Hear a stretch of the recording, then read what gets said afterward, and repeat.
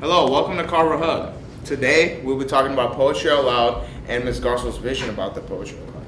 So tell me, what was the process of, Poetry Out Loud? What are your thoughts about it? So we started out having a classroom competition in every English class, and then the winners of the classroom competition went on to a school-wide competition. And then they will go on to county competition, state competition, and then national competition. Tell us a little bit about Poetry Out Loud. Okay. So Poetry Out Loud is a national poetry competition put on by the NEA and the Poetry Foundation. And its purpose is to inspire and encourage a love and knowledge of poetry from the 12th century on to modern poetry. So you have ancient poets like Cadman all the way to Maya Angelou and Nikki Giovanni, very modern poets. So it's a wide variety of poetry. So tell us what your vision, or why did you want us to do Poetry Out Loud? Well, I think that poetry is thinking from the heart, right? And so to know a poem is to know it literally by heart, to have it always within you, and it's a very powerful skill to have, a very empowering experience to go through memorizing a poem. Also, it gives students a chance to challenge themselves in an authentic and real way, standing in front of an audience and speaking very moving and powerful words can be a long-lasting experience, right? So was it a success, you would say? Well, we're not done yet. So we just had the school-wide competition, and then the two winners will go on to the county competition. So we'll see how that goes. But yeah, I would say it was a success. All right. The Arrow and the Song by Henry Wadsworth Longfellow. I shot an arrow into the air. It fell to earth, I knew not where. For so swiftly it flew, the sight could not follow it in its flight. I breathed a song into the air. It fell to earth, I knew not where. For who has sight so keen and strong that it can follow the flight of song? Long afterward, in an oak, I found the arrow still unbroke, and the song from beginning to end I found again in the heart of a friend. The Albatross by Kate Bass. When I know you are coming home, I put on this necklace, glass beads on a silken thread, a blue that used to match my eyes. I like to think I am remembering you. I like to think you don't forget. The necklace lies heavy on my skin, it clatters. As I reach down to lift my screaming child, I swing her, roll her into my arms until she forgets. The beads glitter in the flicker of the TV set as I sit her on my lap and wish away the afternoon. I wait until I hear a gate latch lift, the turn of key and lock.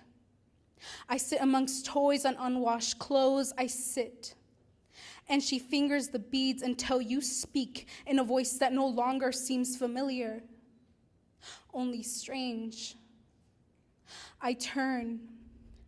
As our child tugs at the strings, I hear a snap and a sound like falling rain. Gracias. The Destruction of Sennacherib by Lord Byron.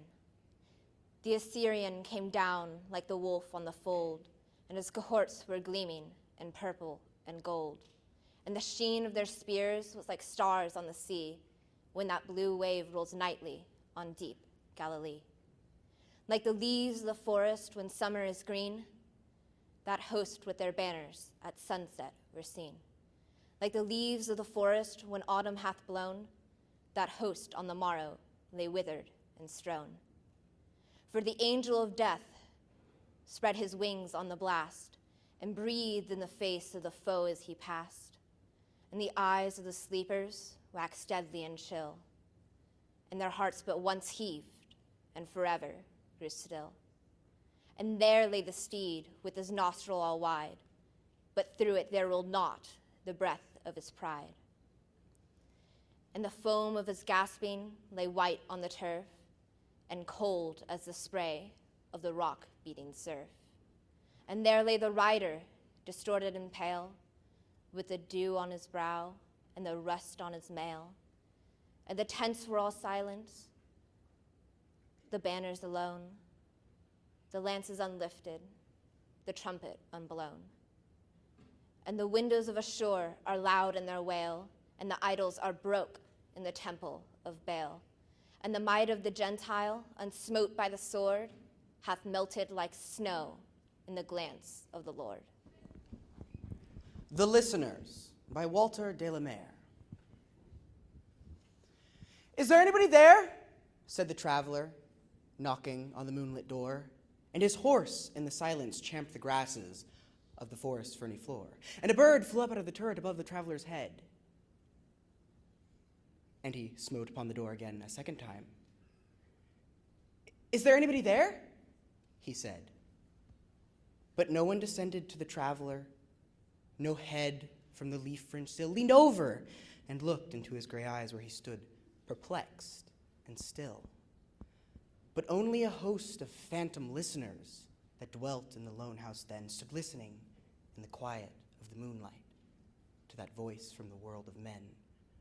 Stood thronging the faint moonbeam on the dark stair that goes down to the empty hall, hearkening in an air stirred and shaken by the lonely traveler's call.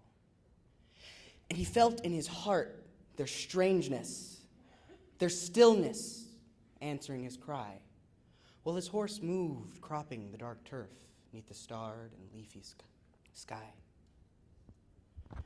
For he suddenly smote upon the door even louder and lifted his head. Tell them I came! And no one answered.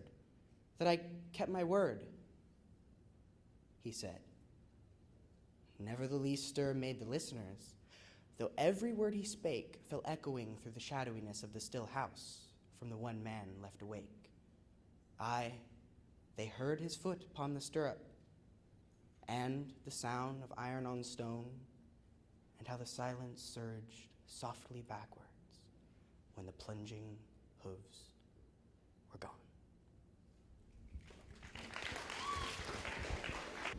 Hello, Corporate people. You probably know me, David Pickens, but this is not about me. This is about Alicia, the Poetry Out Loud winner. But before we get into that, tell us a little bit more about yourself, Alicia. Well, my name is Alicia Hernandez. I'm 15 years old. I almost forgot my age there. And I don't know, this is my second year at Carver. Tell us, what poem did you choose? I chose The Albatross by Kate Bass because the poem really spoke to me, and the way the author showed or resembled the necklace as a symbol for the love that the woman has for possibly an abusive husband or something like that. So how was the memorizing process going for you when you chose this poem?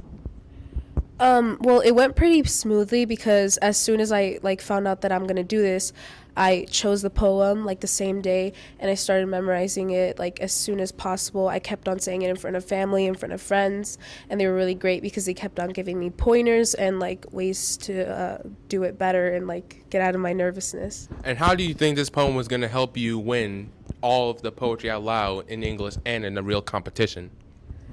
Well, I think I watched a lot of the videos from Poetry Out Loud from their website, and they said choose a poem that really resonates with you, or that kind of, it's kind of you in a way. I'm really bad at explaining things, sorry, but and that poem just really spoke to me, and it was a part I just really liked it. So. And so, how did you physically and mentally prepare before the competition? I didn't. I was very nervous. I was fidgeting a lot, and you can probably tell by the way I was moving, before and after the poem. And but I was a little bit confident because my friends kind of hyped me up before and after, so that was pretty cool. And how do you think you did when you actually said your poem? Well, I'm always very critical of myself, so I thought I didn't do that well, but then I found out I won, and then people were constantly telling me that it was really well and they'd enjoyed it, so that kind of boosted my confidence. So, now I think I did really well since I looked back in the video. Final question. Were you shocked when you won? I mean, come on, your guest Noah Baldwin, and he's one of the best poetry speakers here. Yes, absolutely, because I was going against Noah. Everybody like people did say I was good, but I just never thought I would actually win because, the competition was really, really good. And, I'm just I was a nervous wreck, so that was very unexpected. You hear that, Carver people? We have a new goddess of poetry. Watch out, Noah. She's coming. So, that's it. Ending it live with the goddess of poetry.